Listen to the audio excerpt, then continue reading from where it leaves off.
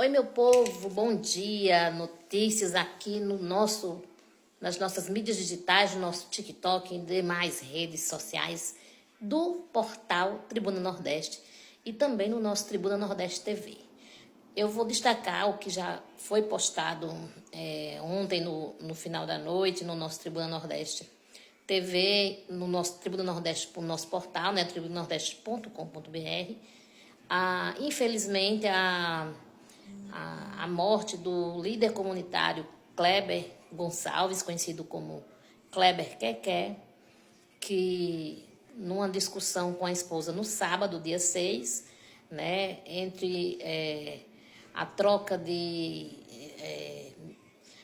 acusações entre ambos, uma discussão de um relacionamento que já tinha um histórico de violência doméstica, entre outros pontos.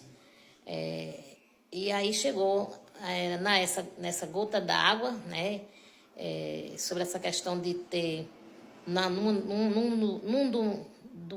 dos momentos dessa discussão, ele falou que ela estava pedindo para ele sair de casa.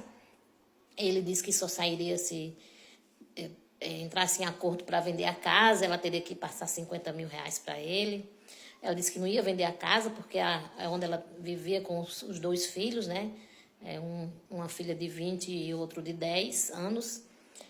E aí, num dos momentos, ele disse que ia tocar a roupa dela, ia tocar fogo na roupa dela, e depois ela disse que ia tocar fogo se fosse para ficar da forma que estava, numa troca de farpas entre eles. Disse que ia tocar fogo na casa. Aí foi quando ela riscou um fósforo e colocou no colchão. Ele estava no quarto, né, fazendo as imagens no momento de discussão, discutindo e gravando a discussão, né, o que já é um absurdo, na minha opinião. E no momento que ela ateou fogo no colchão, que ela disse que ia tocar fogo na casa, tal, no momento lá de esgotamento também emocional, ele, em vez de sair, porque fogo se alastra rápido, né, ainda mais em produtos como espuma e tal, ele continuou lá fazendo as imagens. Quando ele tentou sair, não teve mais como sair, e aí, né, teve as queimaduras, né, quase 90% do corpo queimado. Ela ligou para polícia, para os bombeiros, que chegaram. Ele ficou internado desde domingo, desde o ocorrido ele estava internado no Hospital Regional de Juazeiro, né? Os médicos tentando, né, recuperar, evitar maiores consequências, né, dessa fatalidade, dessa situação. Mas quando foi ontem, veio a informação que ele não resistiu e veio a óbito, né? Faleceu ontem no iníciozinho da noite, final da tarde. A gente vai postar daqui a pouco como é que tá, onde vai ser o enterro, onde vai ser o velório hoje. Ele era uma liderança comunitária conhecida, né, em Petrolina, aqui no sertão pernambucano, e muitas mensagens de lamento também, e também para a família, né, que é uma família que, por conta dessa questão desses momentos de situação de violência, de crise, de relacionamento, infelizmente terminou, né, teve esse final trágico, infelizmente. Então a gente vai postar daqui a pouquinho, já tem a notícia lá postada, que a gente confiram. A Daiane, que é a esposa dele, foi autuada em flagrante no dia do ocorrido, mas depois de audiência de custódia foi liberada e vai enfrentar o processo como registrada como crime sem a intenção de matar, né, doloso. E ela fez o vídeo, disse que não tinha intenção, pediu para ele sair, ele continuou lá, infelizmente terminou da forma pior possível, né? Então, confiram tribunanordeste.com.br. Nós também destacamos na nossa editoria de futebol Nordeste a estreia do Petrolina amanhã. Petrolina estreia no Campeonato Pernambucano 2024. Existia uma grande expectativa do Petrolina, de toda a cidade de Petrolina, de se irmanar, né, se unir ao time, que fez o ano passado, fez muito bonito, lutou para disputar o Campeonato Pernambucano na Justiça, teve que entrar com ação na Justiça para poder ter esse direito, conseguiu e chegou ao 3º lugar na competição em 2023. Depois do campeão esporte e do vice-retrô, o Petrolina conquistou o 3º lugar e foi com isso que conquistou o acesso à Série D esse ano. Acho que é a primeira vez que o Petrolina disputa a Série D, uma competição nacional, e a outra competição nacional que é a Copa do Brasil. Então, são 2 competições de grande importância e que gera recursos e visibilidade, não só para o clube, como para a cidade como um todo. Então, a estreia seria em casa, no estádio Paulo Coelho, amanhã, dia 13, seria às 17 horas, se fosse em Petrolina. Mas devido a uma falta de planejamento, de cuidado, de seriedade com o esporte, com o futebol, a Secretaria Executiva de Esporte e a Prefeitura de Petrolina não cumpriu dentro do prazo com as melhorias exigidas pela Federação Pernambucana de Futebol.